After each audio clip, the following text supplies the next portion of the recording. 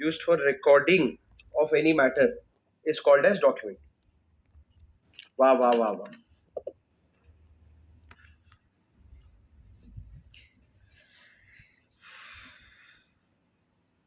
Sir हम जब document मतलब समझते हैं तो हमारे मन में क्या आता है? पेपर अग्रीमेंट, ये सब क्या होता है? डॉक्यूमेंट्स. बट डॉक्यूमेंट्स का इतना ब्रॉड डेफिनेशन दिया इन्होंने. सबसे पहला डॉक्यूमेंट इंक्लूड्स. सर इंक्लूड्स मतलब क्या? सर दो तरह का डेफिनेशन होता है, एक होता है मींस वाला, एक होता है इंक्लूड्स वाला. मींस वाला मतलब क्या? अगर कहते हैं company means a company incorporated in this act और अंडर एनी प्रीवियस लॉ, मतलब कंपनीज एक्ट, कंपनीज का डेफिनेशन सिर्फ इतना ही है. It is an exhaustive definition. It is an exhaustive definition. पर इंक्लूड्स मतलब क्या राजा? इंक्लूड्स मतलब और भी चीजें आ सकती है. So it becomes an inclusive definition. Sir ये इंक्लूसिव डेफिनेशन है. जहां हमने कहा डॉक्यूमेंट्स मतलब सर मैंने इंपॉर्टेंट मार्क करवाया, मतलब तुम्हारे 90% चांसेस है तुम्हारे पेपर में दिखने का. ये याद रखो प्लीज, मेरी बात सुनो. इस चैप्टर में जो भी मैं इंपॉर्टेंट मार्क करवा रहा हूं ना, 90 से 95% चांसेस है वो आपके पेपर में दिख जाएगा. याद कर लो हाथ के हाथ और खत्म करो. कोई सेंट्रल गवर्नमेंट का डेफिनेशन बैठ के याद नहीं करना है, इसके ऊपर वाला याद नहीं करना है, ये सब याद करना है. सर क्या कहा मैंने? डॉक्यूमेंट का मतलब क्या होता है? एनी मैटर रिटन, एक्सप्रेस और डिस्क्राइब. अगर मैंने कोई, सुनो, डॉक्यूमेंट्स में अगर मैंने कोई मैटर लिखा है या मैंने बताया है या मैंने डिस्क्राइब किया है अपॉन एनी सब्सटेंस, मतलब सर सब्सटेंस मतलब किसी भी चीज में मैंने इस टेबल पे अगर कुछ लिख दिया ना तो ये भी डॉक्यूमेंट हो जाएगा. और ये क्या बात कर रहे हो सर? ये डॉक्यूमेंट कहां से? हाँ, any matter written upon any substance will be considered as a document. आगे क्या लिखा है? बाय मींस ऑफ लेटर्स और फिगर. सर या तो मैंने अल्फाबेट यूज करके कुछ लिखा या तो मैंने फिगर्स यूज किए. नंबर्स 1 2 3 4 देखा नहीं? ये 2 7 8 9 10 ऐसे तुम लोग, हमारे स्कूल में तो ऐसे ही हुआ है भाई.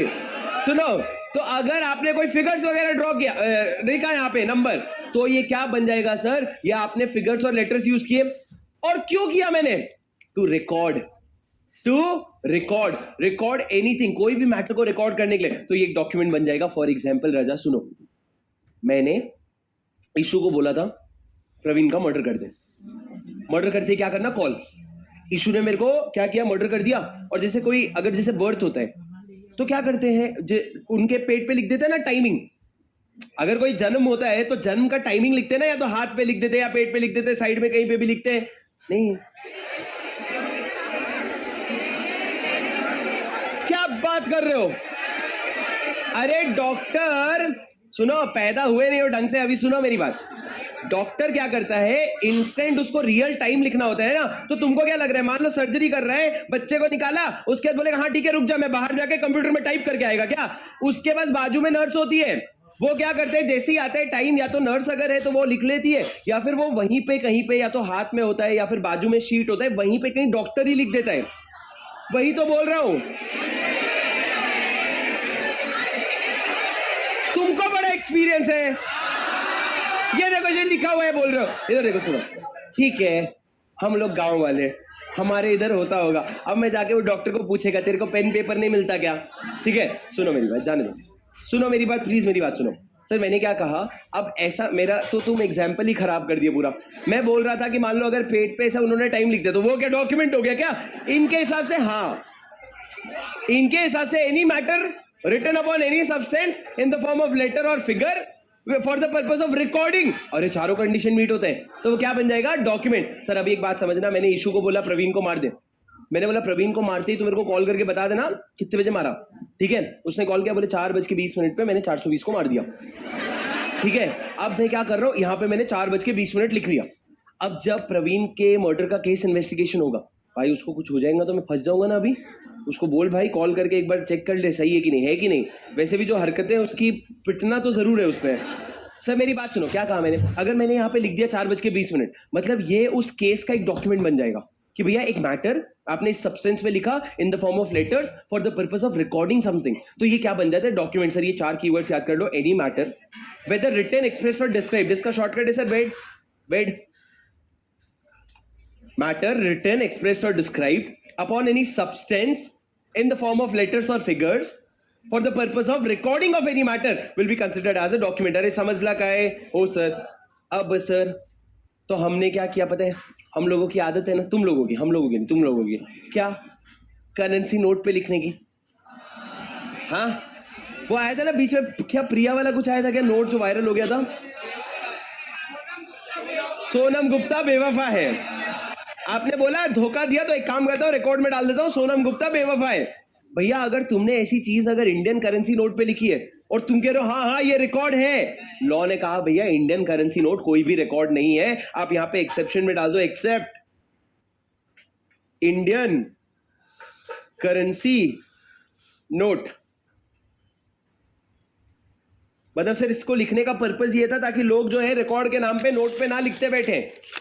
आजकल तो फिर भी कम हो गया भाई, पहले तो कितना, मतलब because of education people have stopped it, but otherwise तो पहला हर दूसरे नोट पे कुछ ना कुछ लिखा हुआ था। और जब वो सोनम गुप्ता बेवफा वाला आया था तब तो कितने लोग बेवफा और निकले थे पता भी नहीं, बस वायरल सोनम गुप्ता हो गई थी, पर उस समय तो कितने नोट इधर उधर के घूम रहे थे। तो मेरी बात सुनो, हम लोग तो कभी तुमने देखा है पहाड़ों में ऐसे पत्थर पे लिखा होता है, वो भी डॉक्यूमेंट है, उसमें आ गया था सोनम गुप्ता बेवफा है करके एक बहुत बड़े पत्थर पे लिख दिया था। मैंने लगा इनकी ऐसी की तैसी, वो भी क्या हो जाता है सर डॉक्यूमेंट, पर आपका इंडियन करेंसी नोट डॉक्यूमेंट नहीं है। आगे बढ़ो सर। ना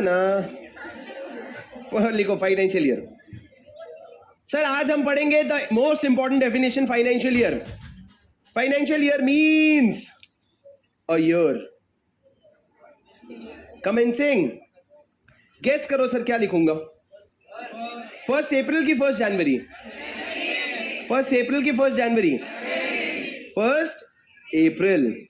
क्यों जनवरी, गधे हो क्या? फाइनेंशियल ईयर मतलब तो अप्रैल ही होता है ना, क्या बिन पेंदे लोटे जैसे इधर चला मैं उधर चला।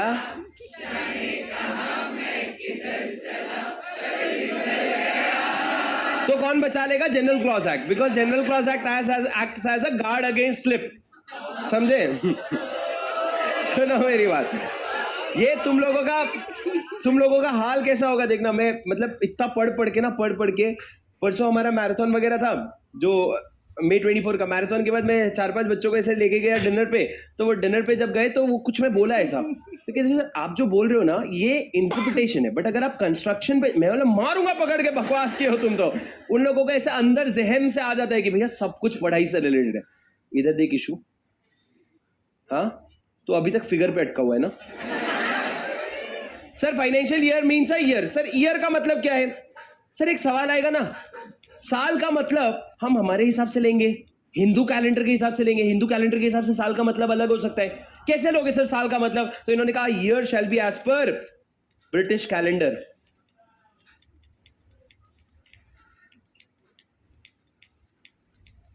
ब्रिटिश कैलेंडर में जो ईयर का डेफिनेशन है वो ईयर माना जाएगा, मतलब 12 महीने का साल होता है। और हिंदू कैलेंडर में कुछ अलग होता होगा ना, थोड़ा सा तो अलग होता ही होगा ना, कुछ ना कुछ। तो हमने बोला हमको क्लैरिटी देनी थी, ईयर का मतलब आप एज पर ब्रिटिश कैलेंडर लोगे।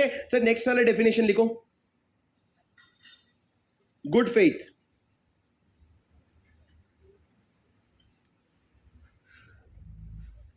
सर सुपर से भी ऊपर इंपॉर्टेंट है ये definition. Sir good faith, sir good faith सुना सुना लग रहा है, कब सुना था? बचपन में, फाउंडेशन में कहां सुना था? सोगा क्या सर कि सेल्स ऑफ गुड्स एक्ट में अगर आप कोई गुड्स को गुड फेथ में सेल कर रहे हो तो सामने वाले को नहीं, अगर कोई गुड फेथ में परचेज कर रहे हैं तो सामने तो मेरे को गुड टाइटल मिल जाएगा। क्या कहा सर मैंने? अगर मैं गुड फेथ में परचेज कर रहा हूं तो मेरे को गुड टाइटल मिल जाएगा। सर मेरे को बताओ गुड फेथ का मतलब क्या होता है? गुड फेथ का मतलब अलग अलग एक्ट्स में अलग अलग होते हैं। सर गुड फेथ को मैं एक शब्द में अगर बोलना चाहूं तो मैं क्या कहूंगा? भरोसा, ट्रस्ट, नहीं कुछ और? क्या कहा भाई? गुड फेथ मतलब ऑनेस्टी, गुड फेथ मतलब ऑनेस्टी। सर मैं कुछ लिखूंगा स्क्रीन पे, अभी आप मत लिखना, ठीक है? ऑरेंज पेन, ठीक है? सर एक शब्द मैंने कहा ऑनेस्टी, एक शब्द मैंने कहा diligence. Sir what is diligence? ये चलो ये ले लो, चलो ठीक है डिलीजेंस ही रहने दो। सर एक मैंने कहा गुड फेथ में कहा, एक ऑनेस्टी और एक डिलीजेंस। सर ऑनेस्टी मतलब क्या? मतलब राजा समझो आज अगर मैं एक कार खरीदने जा रहा हूं, मेरे को नहीं पता वो कार चोरी की है, मेरे को नहीं पता वो कार चोरी की है, मैं सेकंड हैंड दुकान में गया, मैंने देखा बाहर बहुत बड़ा बोर्ड लगा हुआ है, जीएसटी नंबर है, सब कुछ सही है, और मेरे को दिख रहा है भैया सेकंड हैंड कार बेचता है। मैंने पूछा भाई इसका पेपर वर्क है, मेरे को एक गाड़ी पसंद आई, मैंने 10 लाख रुपए में वो गाड़ी उठा ली। और मैं वो गाड़ी लेकर के आ गया। अब मेरे को बताओ, कल को अगर मेरे को किसी रोड में पुलिस वाले ने पकड़ लिया और बोले भाई तूने चोरी की है गाड़ी, तो मैं बोल सकता हूं नहीं भैया मैंने बिल्कुल भी चोरी नहीं करी है, मैंने गुड फेथ में खरीदा है, मैंने ऑनेस्टली, मुझसे कोई भी गलती नहीं हुई है, मेरे को बिल्कुल भी चोरी के बारे में पता नहीं था वरना मैं नहीं खरीदता। सर ये हो गया ऑनेस्टी। सर क्या ऑनेस्टी अकेला काफी है गुड फेथ बनने के लिए? अगर मैं आपसे कहूं, सुनना मेरी बात, जब मैं गाड़ी खरीदने गया तो वहां पे एक BMW खड़ी थी, सुनना, उस BMW के चक्के में खून लगा हुआ था, उस BMW के चक्के में खून लगा हुआ था। सर आगे का पहला वाला जो सीट था, उस सीट के पीछे लिखा हुआ था ड्राइवर, और गाड़ी के ऊपर लिखा था सेल्मॉन। गाड़ी के उस पे लगा हुआ था सेल्मॉन, मतलब सीट पे लिखा है ड्राइवर, चक्के पे लगा है खून और मिट्टी लगा हुआ है, और ऊपर लगा हुआ लिखा हुआ है सेल्मॉन। अभी मैंने गाड़ी को देखा, मैंने बोला कितने में देगा? उसने बोला सर 4 लाख रुपए में दे दूंगा। बोला हाँ, मैंने पूछा ही नहीं कि भैया इसका कुछ सीन है क्या, कुछ हुआ था क्या, खून क्यों लगा है? मैंने बोला ऑनेस्टी मतलब क्या, मैं तो कुछ गलत नहीं कर रहा हूं ना, तो 4 लाख में बेचेगा? हाँ मेरे को दे दे। मैं 4 लाख में लेके चला गया। क्या इसको गुड फेथ में बोलेंगे? क्यों सर? एक सेकेंड, तुमने मना कर दिया, तुम इमोशनल होके बोल रहे हो, लिटरली होके बोलो। ऑनेस्टी तो थी ना सर, मैंने ऑब्जर्व नहीं किया, मैंने कसम से ऑब्जर्व नहीं किया, मैंने इतना नहीं देखा भाई ड्राइवर लिखा है, सेल्मॉन लिखा है, सीट खून लगा हुआ है, मैंने ऑब्जर्व नहीं किया, पर मैं ऑनेस्ट था, मैं कसम से ऑनेस्ट था, मेरे मन में यही इरादा नहीं था कि पूछूंगा ही नहीं तो